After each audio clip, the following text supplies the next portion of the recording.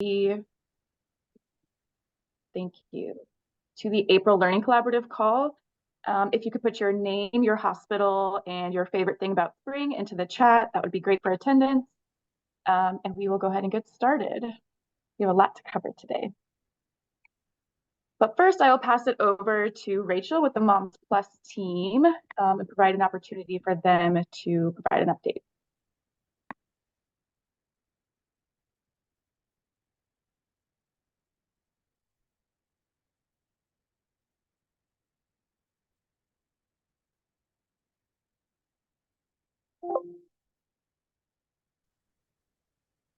Hey, Sarah, I'm just jumping on.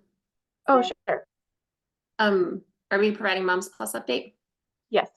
Cool. Sorry, I'd be a little late, folks. My name's Rachel Duncan. I'm Program Director for Moms Plus. This is really a complementary program to SUD, and we really worked hard to align our two programs, and this collaborative call is really for both SUD sites as well as Moms Plus. These are our pilot sites. We are missing Boulder Community Health, which I apologize. We're actually headed up to see them in a couple of weeks for their site visit, so we need to add them here, but these are the rest of our sites throughout the state. I would just really encourage any of you who are at sites that are currently engaged with Colorado SUD team really working on that screening, SBIRT implementation, and that clinical care checklist to consider enrolling in Moms Plus. It can really help you take that clinical care to the next level and focus on things like naloxone distribution to prevent overdose, initiating treatment or continuing treatment while a patient's in the hospital, and then getting them plugged into their community resources once they leave. I'm very passionate about that, as well as peer integration, working with a lot of our peers throughout the state and utilizing that as a kind of continuity of care and engagement and recovery mechanisms. So anyway, I will put my info in the chat, but please feel free to reach out and join many of these sites. We have a visit at Good Sam on Monday, and then the following week we will see our UC Health Memorial sites as well as Boulder Community Health. So looking forward to seeing those folks. Great, thank you, Rachel. I will now pass it to Dr. Swinson. Hi, everybody. I am just here to introduce Erica Wymore, Lori Helmo, and Kaylin Klee. I know many of you have seen their faces and their talks before, but these are really our experts in the field when we talk about cannabis use in pregnancy and postpartum. And the goals today is to really walk away with some actionable steps about what you can do when counseling patients who are using cannabis, who want to be using cannabis, etc. So I will pass it over to Erica, but you can put any questions in the chat. If you don't want to put them in the chat, you can directly message me, directly message Erica, whatever's the easiest. So go ahead. Okay. Great, thank you, Carly. I'm going to share my screen. Let me make sure that this is working. All right. If I do this. All right.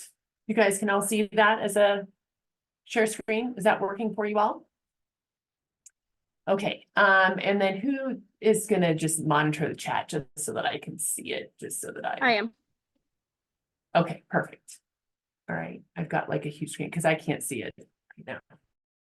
Or whatever.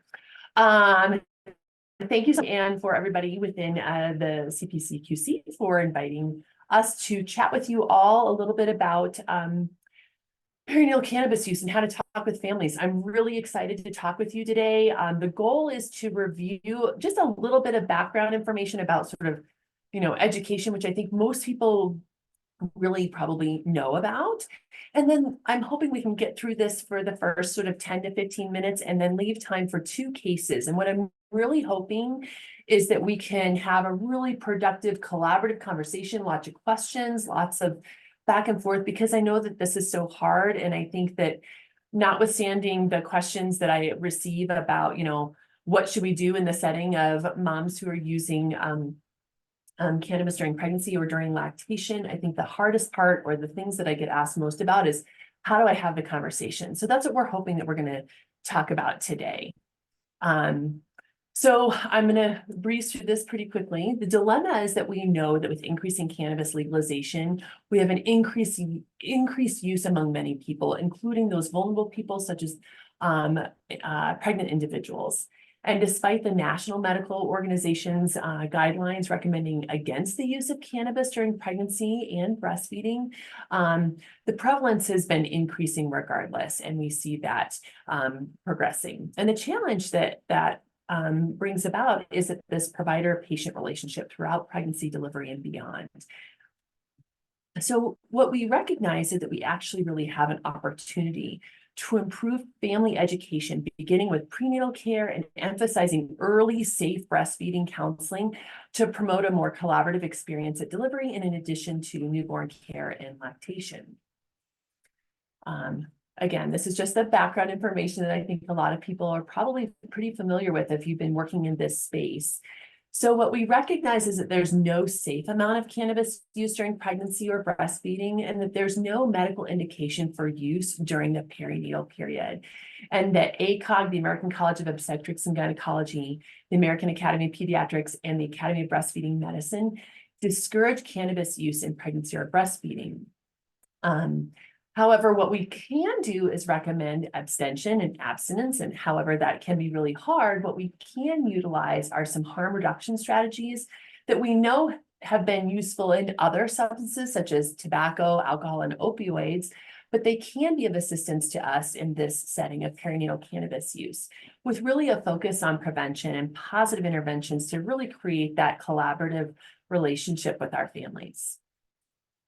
So while we recognize that ACOG recommends universal screening for all substance use during pregnancy with a validated tool, what we recognize is that for those individuals who are pregnant and have a history of any substance use, there's an increased association with anxiety and depression. So we want to make sure that we're screening for those issues as well, and really try to understand why someone is maybe using cannabis. A positive screen provides the opportunity for education and intervention, referrals to treatment if warranted, and really having a discussion about the patient's plan for safe breastfeeding, and to provide a platform for the other things that we want to talk about as new parents are embarking upon that process, and we really want to create a collaborative conversation with families. I think there has been some questions that I do receive that about whether or not a positive screen or a positive toxicology test warrants a report to CPS. And I know that there's been a lot of challenges over the last several years with the sort of evolution and changes of sort of reporting all of those positive tests. But we're really trying to, there's a different topic for a different day about toxicology testing, but I just want to remind people that positive toxicology test does not warrant a CPS report. It's really kind of a evaluation of the situation. It's not just an isolated test warranting a report. There has to be other factors that would warrant a report.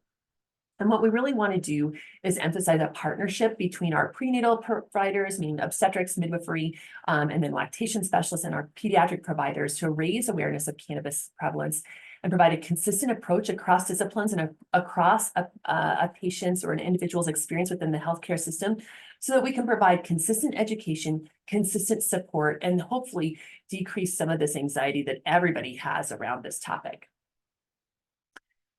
So with education and partnership, we know that this can, we typically focus on that delivery hospitalization where we have that captive period of time, and a lot of our efforts with these QPCs that we have had throughout the state have really been focused on the delivery hospitalization, but we really want to talk about that screening of prenatal substance use and really emphasize safe breastfeeding counseling early on, sort of the beginning of pregnancy, so we can start talking about these things. And ideally, those conversations will have been had before pregnant individuals come in for delivery, so that it's not just sort of a delivery conversation, but we know I think everybody on this call is probably recognizes that's not really what happens. But ideally, in an ideal world, we really would like this to happen earlier. And we want to also recognize that patients should be screened not just at sort of prenatally and during pregnancy and delivery hospitalization, but even preconception and then also postpartum. So I have this continuum here as a diagram just to remember that we should be asking about substance use and mental health issues or concerns throughout our family's sort of experience within sort of that preconception, pregnancy and postnatal period. And it's probably useful to remind families about why we ask these questions again. I usually have sort of a blanket statement is that we ask all families, we ask all individuals about these questions so that we can support and provide education and really provide the best possible healthcare for individuals as they embark on new parenthood. So some basic educational pearls that I just like to have in my toolbox when I talk with families about perinatal cannabis use is that I just remind them that THC, as we know, is the delta-9 tetrahydrocannabinol, is the psychoactive component of cannabis, and it crosses the placenta to the fetus and is excreted and concentrated in breast milk. And while studies have shown there's wide variations of THC concentration in breast milk, it's up to 8 to 10 times more concentrated in the milk than in the bloodstream. And we have found that there's prolonged excretion up to 6 weeks after last use. So if somebody's a regular user, it's always going to be in their milk. We know that cannabis use during pregnancy is associated with smaller babies and earlier delivery, some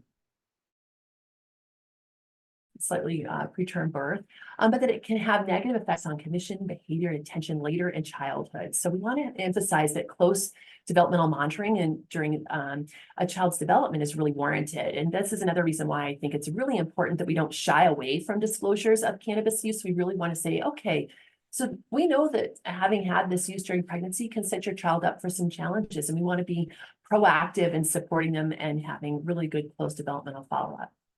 And then just an emphasis that there's no safe amount of cannabis used during pregnancy or lactation. And just because it's legal doesn't mean that it's safe. And just because our data isn't where we would want it to be or enough data, it doesn't mean that insufficient data means safety either.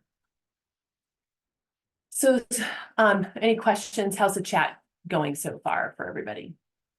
So far, so smooth. Okay. All right. And then one of the things that I wanted to talk to everybody about today is that within the Chosen Collaborative, we have been working on responding to people's requests for scripts or how can we help, people with this conversation. And so we are, hopefully will be up on our website within the next month, certainly by the Chosen Forum, which is at the end of this month on April 29th. But we have posted some documents about like common myths and misconceptions that you can approach with families when you're talking about cannabis, as well as some like provider tools. It's just like a front page and back page, so it's not as extensive, so it can be a more easily accessible tool. So I just want to let you know that some of those things that I'm going to be talking about today will be posted on the Chosen website. These are some new documents that we'll have up and available. So common myths and misconceptions. So cannabis is legal, so it's safe to use while pregnant and breastfeeding. So I always refer families to recognize that, well, we also thought that about alcohol and tobacco, and it was even promoted in the 50s and 60s to use those substances when women were pregnant or breastfeeding. But what we recognize now, after decades later of research, is that that wasn't true. And we already are seeing evidence that cannabis use during pregnancy has effect on children's behavior and development. And that data is even from when cannabis was like 5 times less potent than what it is today. So I like to just remind people that just because it's legal, that's not the harbinger of what safety is indicated in this time period. Another common myth is that the statement of scientists aren't 100% sure if cannabis use during pregnancy or breastfeeding is harmful, so it's probably safe to use. And I would say caution means we should be even more sensitive and say we shouldn't just like open the ban, the floodgates and say it's okay to use. I think more and more literature and certainly more animal studies are demonstrating that it does have an effect on brain development. commonly people say that cannabis is natural, so it's better or safer to use than medications for treatment of medical conditions such as nausea, appetite stimulation, depression, or anxiety. And I think this is a really common comment that I hear from families as well. And what I want to really emphasize is that a lot of medications are actually natural. Even opioids are natural from the opium plant. But what we know is that medications that are prescribed, we know what is actually in them and what the dose is, and we have better information and safety standards about the quality of the substance and the dose. Whereas other products that you use that have cannabis, you don't have that same quality and safety control. And I worry about also drug interactions, or also if their cannabis product could be contaminated with other things such as fentanyl or other substances which are not safe. My milk won't have cannabis or its metabolites as soon as won't have milk. Sorry, my milk won't have cannabis or its metabolites in it as soon as I stop using cannabis. And what we know is that THC is really fat loving, so it loves milk. And so it's excreted in the milk for a really long time. And so I really remind patients that it will take some time to get all the THC out of their milk, but as soon as they stop, it's a good sign to decrease the amount of THC that their baby is receiving or exposed to. And that here's another common one: cannabis isn't addictive, so it should be easy for me to stop using if I decide to do so. So this also is a myth, and we know that there's a cannabis use disorder, and it may not be as severe or as prominent as what we see with opioid use disorder. However, there is a clear addictive capacity for cannabis, and most people really find that it's really challenging to stop using if they've been using it throughout pregnancy, and certainly during the postpartum period if you're using this as a therapy to help you with anxiety or depression or those kinds of symptoms. It can be even more difficult because of the natural mood changes that happen after or during pregnancy and postpartum. So we really want to help identify patients that are dealing with mood disorders because it can be especially difficult to discontinue cannabis use in that setting. So some simple steps for easier communication. What I like to utilize is a toolbox that has been vetted, and I would say in the evidence-based literature in regards to how to have difficult conversations for families. And these sort of like these 5 little pearls comes from a program called Vital Talk. And if you were to, and I should have put this in the slides, but if you did vitaltalk.org or search this on Google, what you'll find is a toolbox for how to have difficult conversations that was developed by palliative care physicians in regards to how to teach providers of all spectrums across the healthcare system about how to have difficult conversations with patients. So some really simple 5-step pearls that I think could even be applicable to those challenging conversations of how we talk with families about cannabis use is the first step is to assess where the patient is at when you have that conversation, when you first come into the room, and you're really using your EQ to say, okay, did this mom just come out of a really difficult delivery? Is this really the time to have this conversation, even though I want to talk with her about breastfeeding and I want to know whether or not I can put this baby to breast? I think that it's really trying to be very sensitive to this time point of saying, really, is this the right time to have this conversation? And the second one is to ask permission to share some new information. So say, I'd really like to talk with you about your plans for breastfeeding your baby. Is this an okay time to talk about this? And then move on to step 3, sort of the clear headline, a very short, simple transfer of information to say, I understand that you may have used cannabis during pregnancy, and I want to talk with you about how that might affect your baby. And then pause in that moment and respond to what questions patients may have, or maybe just their reaction to that. You may find that some people are immediately defensive and may not want to have that conversation. And I think what we recognize is that when people have a lot of emotion, whatever we talk about subsequent to that, they're really not going to be open to sort of a transfer of information, providing education in that moment. It's really try to deal with the emotion in that setting. And I can share an example that I had recently with a family member, not a fan, excuse me, a patient that I was taking care of, who had delivered and had been had delivered at Children's, but she had been in our fetal care center and been referred from an outside state. So she had been seen by multiple OB providers and maternal fetal medicine doctors due to her baby's anomaly. And then she got referred to Children's and delivered here. But in all of this time point, she had shared that she had an opioid use disorder, that she was on methadone, but she also was using cannabis to treat her anxiety. And nobody had talked with her about this or addressed it directly with her. I think maybe it was a prioritization that people just didn't want to talk about it or didn't know what to say, but she felt really let down by the healthcare team, but she had been really open. And so I just sat with her and really said, you know, we really did a disservice to her by not addressing this. And I really apologized with her and said, I understand you're trying to do, you know, what's best for your baby. You really felt like you were doing all the right things, and we let you down by not having that conversation. And once I really tried to address that with her, then she, like, her demeanor changed, her body language changed, and we were able to then move forward with developing a plan of care for how to care for her baby and what breastfeeding choices we could make for her. And again, then usually once you diffuse that emotional state, then you can start answering patient-guided questions and really let them direct the questions and the pathway, keeping in mind what those pearls were about the education that I talked about before. So general principles, we really want to think about approaching these families with empathy and compassion, and focus on support and harm reduction. Remember, most people that are using substances during the pregnancy period or perinatally are really probably trying to just do the best that they can. They're not wanting to harm their child. They're really may have been misinformed.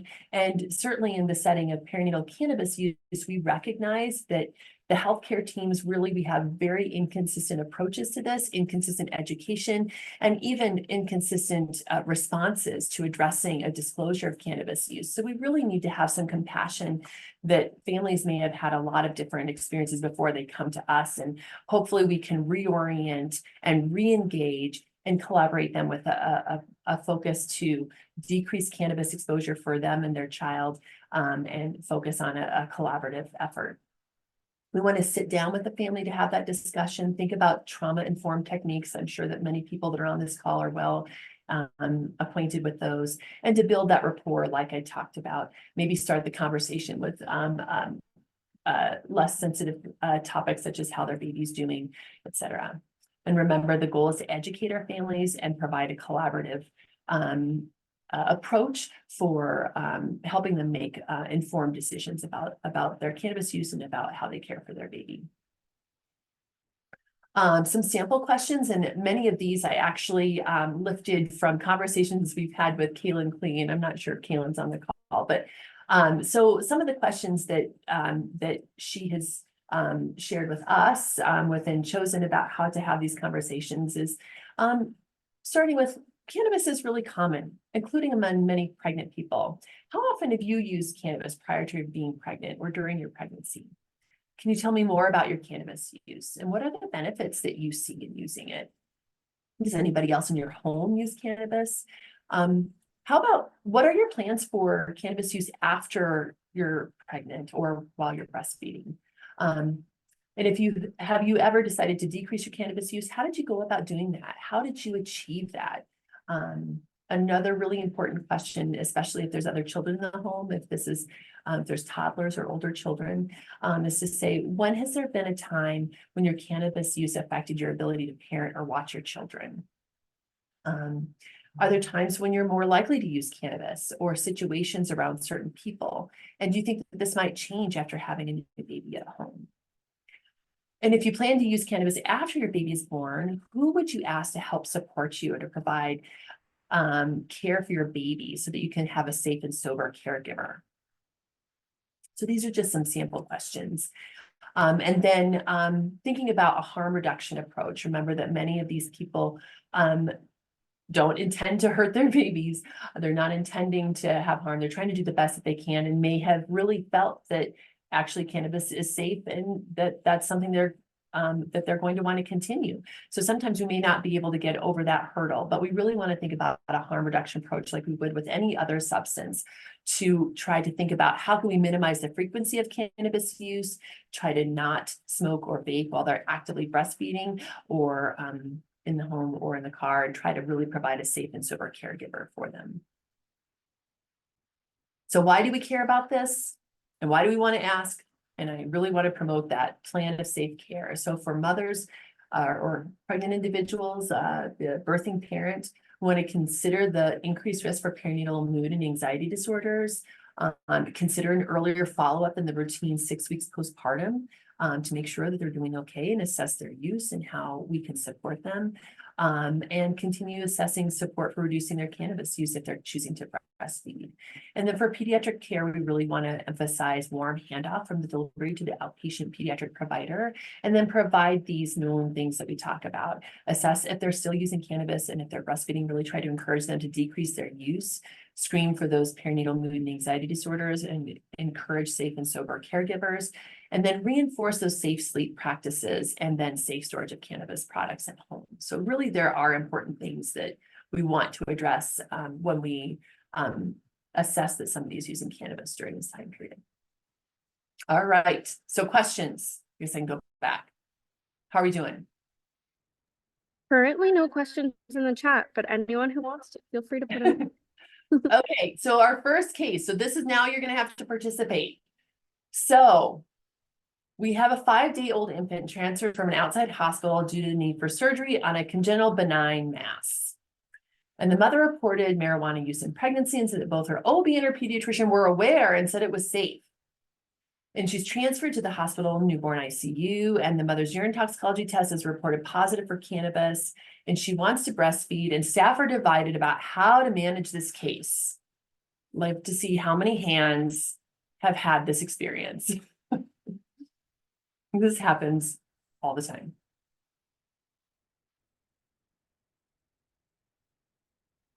So I posted a couple of options. There are many options that one could use, but oh, I see a hand up.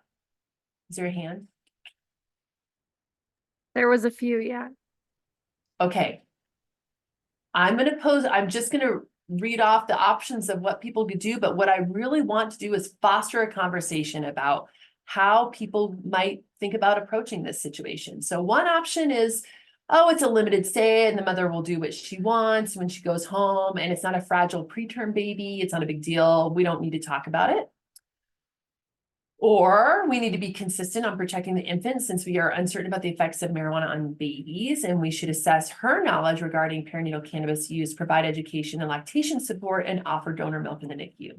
So kind of two different options, but I would really love to hear what other people are thinking about this case.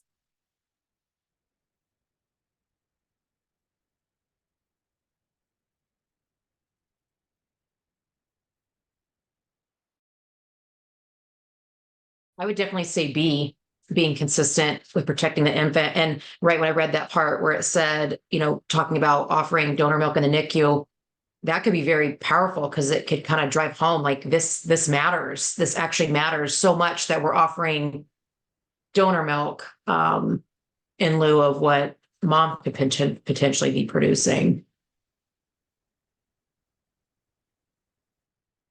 I love that. Some comments in the chat also saying B. And this isn't like an end all be all. This is just like, I just threw two options out there. It's easier to start this, but I would love to hear how other people may want to approach this or your reflections on these comments.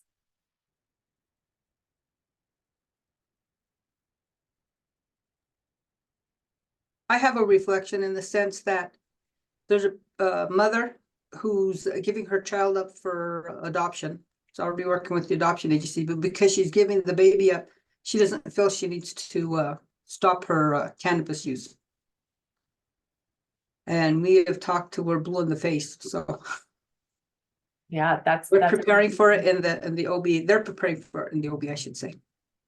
So this is a a pregnant individual Yeah. planning on giving her baby up for Mhm. adoption, but is choosing to not change her current She lifestyle. did cut down. She uses it about 4 times a day instead of every 2 hours. Well, that's a win. So she is cutting down. Celebrate the win. I think, Yeah, we do. right? I think that that's one of the challenges. I think somebody has in the chat from Lanny. Hi, Lanny. We have to be realistic and honest with the family. We need to give the mother the full story and be consistent with our approach. I agree. I think being realistic, and I have to say, over the, I don't know, 8-10 years that I've been in this arena, I feel like certainly my perspective has changed to be a lot more patient and more, I think trying to recognize that families are doing the best that they can, and sometimes we have to meet them where they are, and that may not be ideally where I want them to be, Yeah. but I want to meet them where they are and help support them in what they do have the capacity to do. Oh, yeah.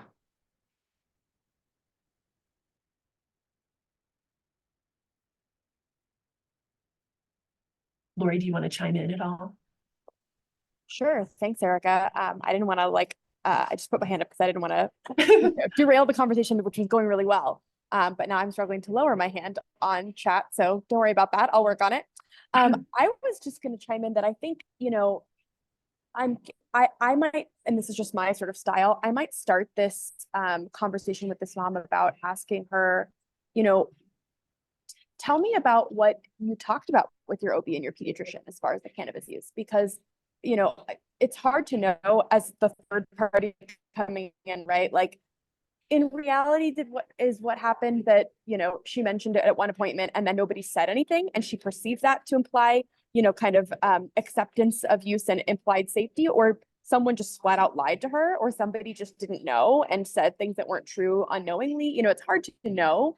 But a lot of times I find that those are kind of more neutral conversations, like, hey, can you tell me about that conversation, and like, what did they tell you? Like, I'm just curious how that conversation went.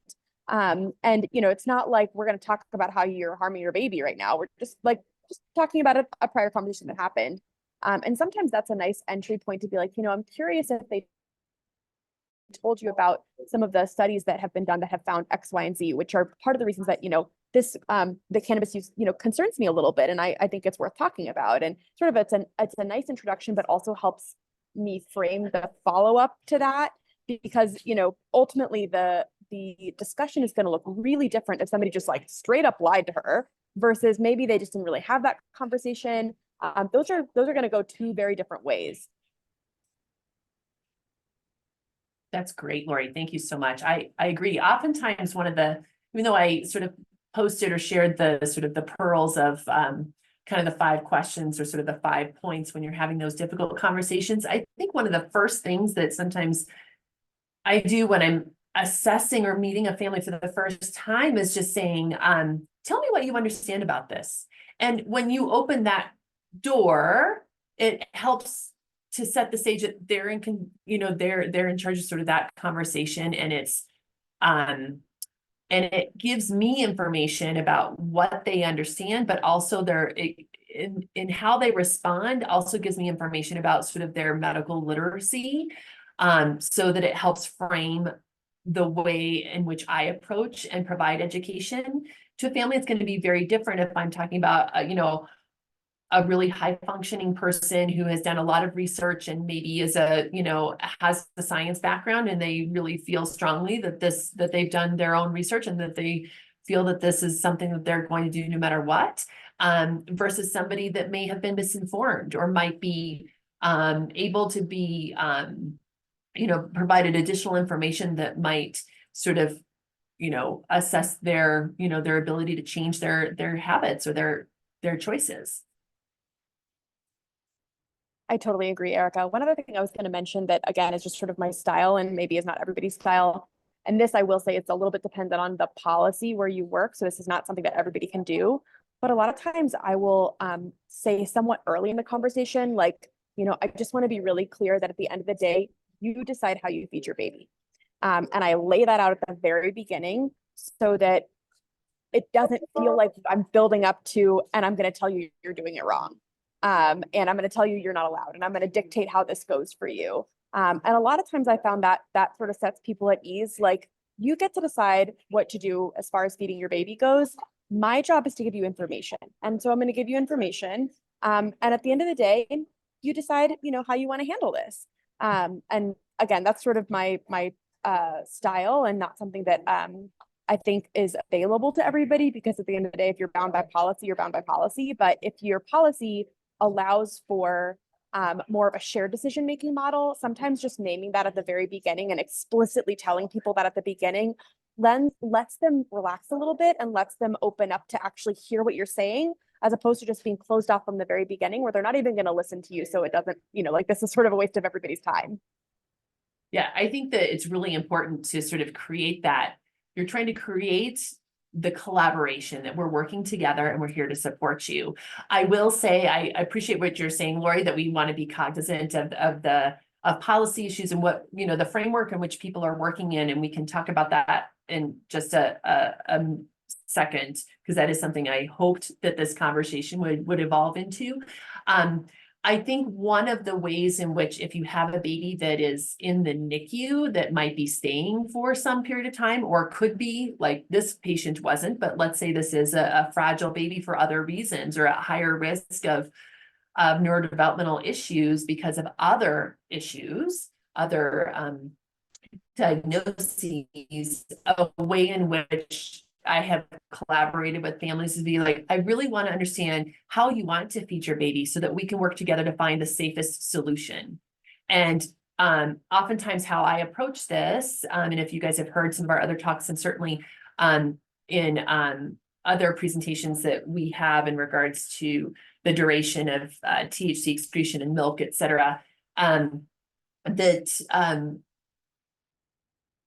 when we recognize that if birthing individuals decrease their use or sort of have a cessation abstention after delivery, that probably the physiologic changes in their body affect the milk composition in the first couple of weeks of lactation. There's certainly those maturational changes that happen with milk production, but we see some changes in the THC concentration that it almost sort of increases in the first few weeks and then decreases. There's not a lot of research on this. I will be clear on that, but what literature we do have demonstrates that.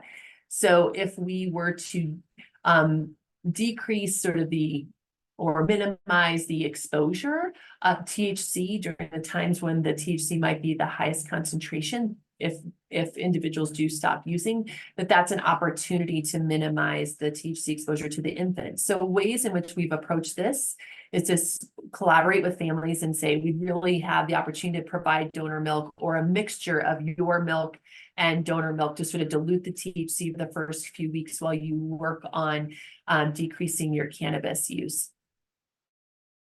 So really working with families to say, how can we help you in this process to minimize the exposure to your baby, but recognizing that this can be a difficult challenge in these first few weeks of the postpartum period. Going to the next step about policies, I wanted to touch base on, and I'm glad that you brought that up, was that I think a lot of hospitals are really struggling with this. And so people that are on this call, I presume that, you're in the capacity, you're in this space to be working, as a hospital within hospital leadership to affect change in your hospitals in regards to how we care for these families. So I really hope and encourage that these conversations will prompt you guys to reevaluate your own policies regarding the safety of breastfeeding, and really try to reassess what you guys are doing. And we hope that this conversation sparks that.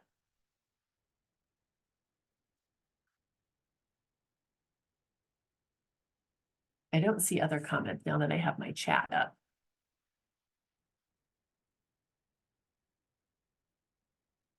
Other opportunities, questions, suggestions?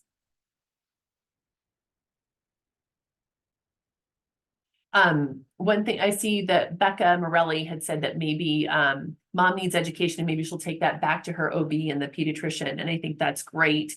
One thing I also say as a caveat to families when I do approach them, I say, I almost sort of I apologize for the healthcare community, just saying that we also are struggling with the challenges of rapid legalization,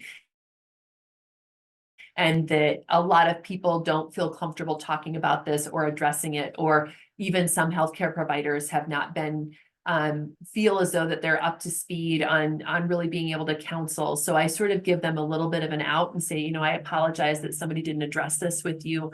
I know that this is a challenge that we're all facing, and what our work is to try to improve healthcare providers' education around this as well.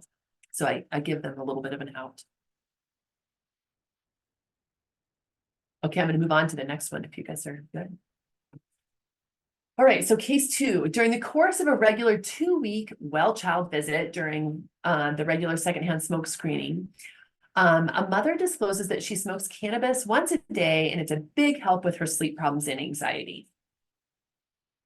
And with further questions, you find that the parents state that they take turns while using THC, so the baby is not alone and not exposed to marijuana smoke.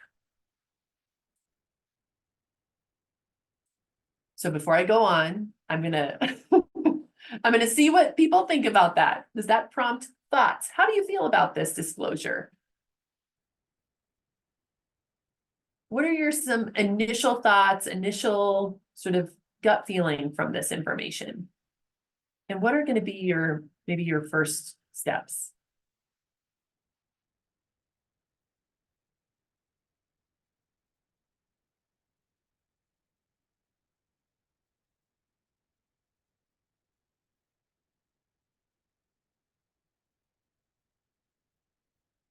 Well, I really love those comments of praising a family for their honesty and their transparency. I think that that is huge.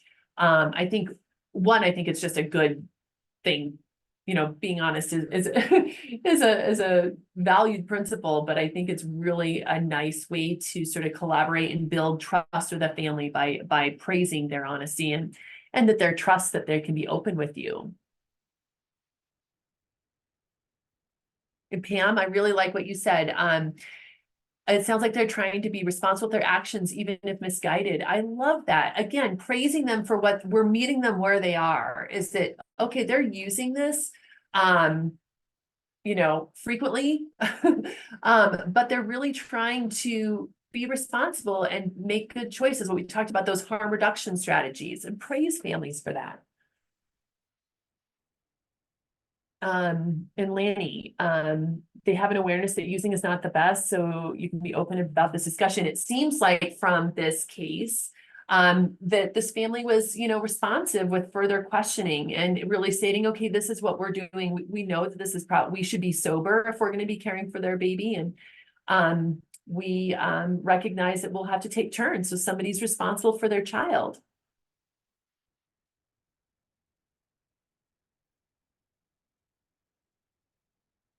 Yeah, I agree. I really like this, that, so offering praise for the things that they are doing. And then tell me more about your anxiety and your sleep.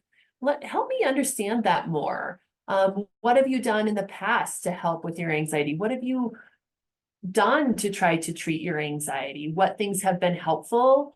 What things might cause you more anxiety, or are there problems or situations or issues or challenges that you find make your anxiety symptoms worse?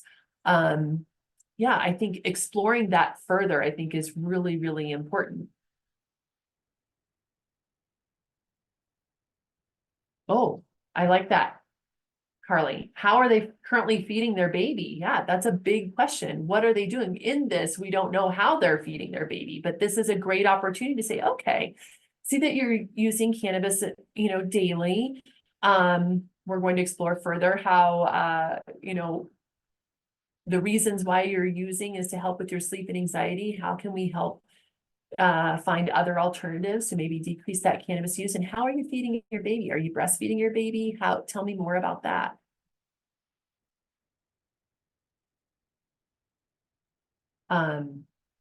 So you guys did a great job of sort of following up on these questions that that I was going to propose.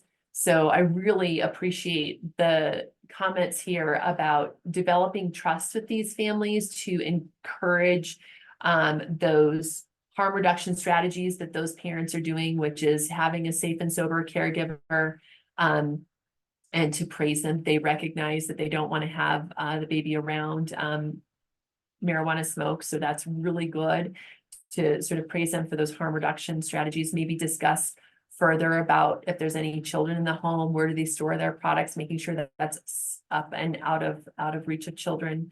Talk about safe sleep for their baby as well, recognizing that is so important. We don't want caregivers to be under the influence of any substance where their sleep can be altered and then they can't respond well to their baby's sleep as well. I would ask what they think about this approach to their use. Jen, can you expand a little bit more about that comment? I would ask what they think about can you unmute? Would you be willing to? I just had to remember how to do that. I know, I do that too. I figure if they're being so honest, which, you know, I feel like is fairly unusual, like it to me seems like an ask on their end, like a guidance ask on their end. So I think I would potentially turn it around and say, well, what do you think about this approach? Are you comfortable with it? Are you open to like discussing, you know, then the psychoeducation piece, and, you know, sort of depending on, I guess, on what they would say, like, are you open to discussing, you know, some more details about it and some of my concerns? Do you have concerns? And I, you know, because I would certainly appreciate the honesty and the transparency. And it strikes me as an opportunity. It's like an opening. Right. This is kind They of certainly don't have to tell like us. maybe like sort of our effort, right? Like, yeah. Right. Yeah. This is a great opportunity to sort of assess how much are they using it and sort of their openness to change. Right. Right. Right. So like, right. Maybe assess for stage of change. And also, you know, we also know that people's disclosures tend to be an underestimate of what's actually used, which is, you know, for better or for worse. I don't know if that necessarily has a place in this particular sort of thing, but like, I always have that. And maybe that's just the social worker in me. That's like, you know, somewhat in disbelief of accurate reporting, which whatever, you know, right. you do. Doesn't matter how much they disclose. We would like it to be less. Right. Right. Right. So, right. Thinking about like it and sort of, helping identify, so when do you tend to use every night before you go to sleep? Have you tried other things to help you, you know, have a sleep routine? Sort of inquiring more about that. I think that Becca, had some questions about, you know, inquiring more about her sleep and anxiety issues. Becca, can you comment on how you would approach that or what you might say?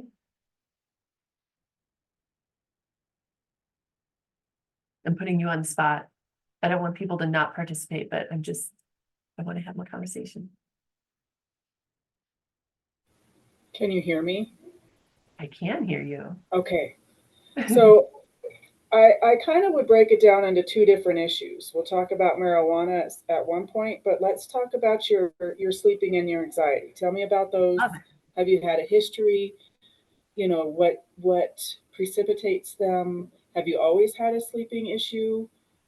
What makes it worse? What makes it better? What have you tried in the past? Have you discussed it with your provider?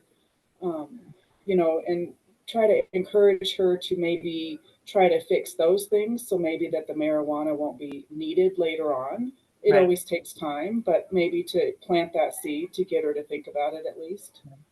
And maybe also, you know, she's got a newborn, she's got a 2-week-old baby who sleeps well at this point in time anyway, right? So I think that's really, really challenging is sort of, you know, empathizing with, it's really common to have sleep problems at this time and get very little sleep in the first, you know, when you have a newborn. You know, how can you get better sleep in between, when the baby's sleeping, right? The standard sort of recommendations that we give, but I really like that you're trying to inquire more if this is something that's been long-standing, and what has she used in the past? What do you think about the anxiety piece? The anxiety piece makes me nervous, because if she feels like she needs to medicate for it, then we need to dig deeper and find out what that is, what it looks like for her. Is there depression that goes along with it? Does that need to be addressed? That kind of thing. Right.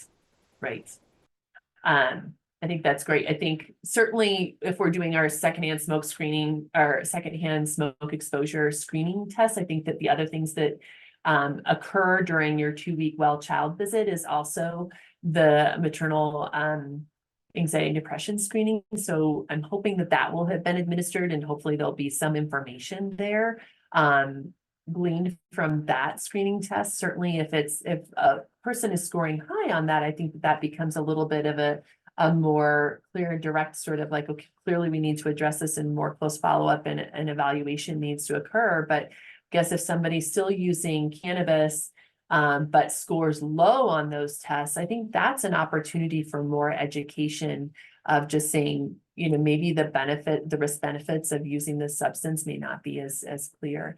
I'm not sure if Kaylin is on the call, if she was able to join us. I know that she was uncertain. So yep, I'm here. Kaylin, how would you approach that? This is sort of your wheelhouse. I would love to hear how you would approach it. Yeah, I think this is so that I've loved listening and kind of reading the comments and hearing the comments so far. I think absolutely, I agree with identifying that by the time a person is using a substance to try to moderate distress, discomfort, some kind of difficulty that they're experiencing, we can be very attentive to whatever that distress is, right? And recognizing that this was not a person who's describing initiating cannabis use, or I would assume maybe a return to cannabis use if they had used before pregnancy, from a neutral baseline, right? This is a person who is distressed, and so trying to use some kind of strategy to feel better. And so just identifying with that, I think many of us can probably empathize with that feeling of, I am not my best right now, and I'm just kind of grasping at straws to try to get through the survival state of having a 2-week-old infant.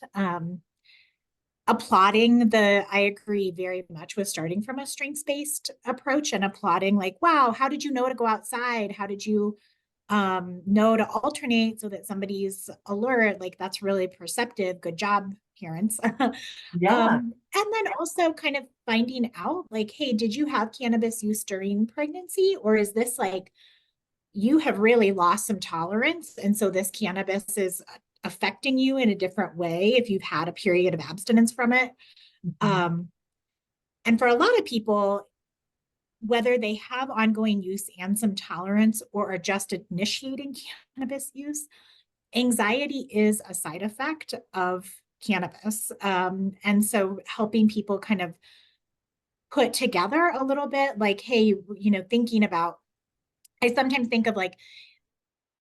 this is drinking coffee for anxiety in some ways, where it's it is a ritual that is comforting, but it also may have an effect that can worsen my difficulty with anxiety or insomnia. And so just kind of helping people sort that out. Being aware that cannabis is not cannabis is not cannabis. And so, I'd want to know a little bit more from them, hey, what kind of cannabis are you using? Is it flower? Do you know the THC concentration? Oh, partner buys it. Do they know anything about it? That could be helpful for us to figure out, if it's a very high concentrate THC product, just the difference that is compared to what I think a lot of us think of as weed or marijuana.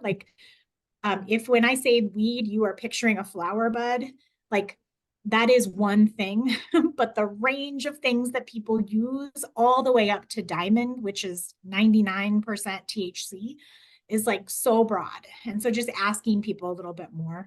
And then, yeah, I agree, being like, hey, I have a bunch of different options for sleep and anxiety that I would feel happy to talk with you about, I feel safe about in, this early postpartum period, and just see where the conversation goes. So nice work, team. I agree. I like a lot of the comments that were made. I just have to say, Kaylin, I really love that comment, sort of reminding people, and there's so much to talk in this subject. I really appreciate the questions that you posed or your example questions about other ways in which we can talk with families about this. But I really loved your example that, cannabis can exacerbate anxiety, right? And I think we forget to say that. So I'm going to add that more to my topics when I talk. I also love the example of saying it's kind of like normalizing it to an example that everybody's accustomed to is like drinking coffee. It's a ritual. It's something we do all the time, but it can exacerbate anxiety, and using that as a really non-judgmental and common example, as you're tying this into educating a family, I think is great. I really love that example. Thank you so much. Totally. I think this would be another opportunity for any of you who are like comfortable doing so. Like, especially, I don't know how young or what age this person is, but man, so many of the folks I work with just really have not had any Education. examples or coaching on like distress tolerance skills, like breathing, relaxation, distraction. And so this could be another opportunity. I mean, having a 2-week-old baby is like, right, we can see the whole trajectory in front of people where it's like, wow, this is like, there are going to be many stressors potentially in the next several years of your life. And so can I help you with something that maybe you can take anywhere, it's totally safe for you and baby, do you know any deep breathing strategies? Do you have any apps on your phone for a guided relaxation or any kind of small nugget that people can take with them? Because it's not fair for us just to say, no, take away from people's coping skills without also offering an option of how, and an example of like, it is totally reasonable for you to be able to develop the skills to regulate your emotions yourself, right? Like lots and lots and lots of people have a lot of emotions and are able to manage those without the use of an external thing. And so how do we get those skills kind of built into regular healthcare or that kind of skill building, I think is really important. Yeah, that is great. Thank you so much. I'm trying to be conscientious of people's time, and I see that people are sort of like popping off. I want to come back to, I know that we could talk about this for like another hour.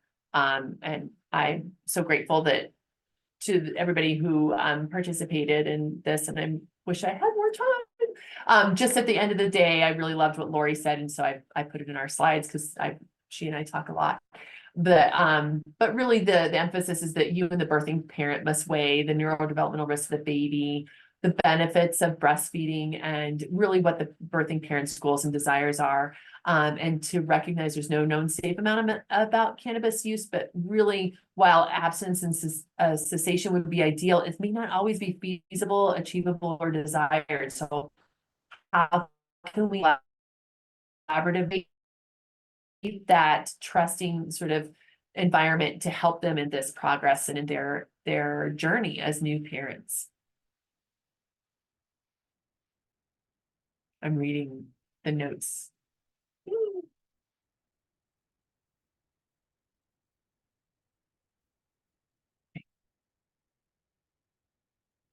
I wish we could talk more.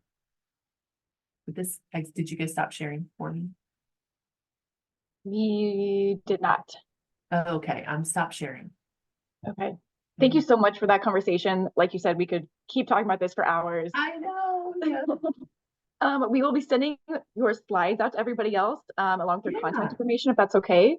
And I Absolutely. want to promote that we have an expert training sponsored by CPCQC and Peer Assistance Services. And so that will be coming in your email following this webinar as well. Those are later this month, so be aware of those dates. I believe April 24th. We're doing a lunchtime session, and then we will also have an evening session, both an in-person and virtual, to make it as accessible as possible. It is free for you to join those trainings, but again, we will be sending more information following this call. Thank you all for joining us today. Thank you.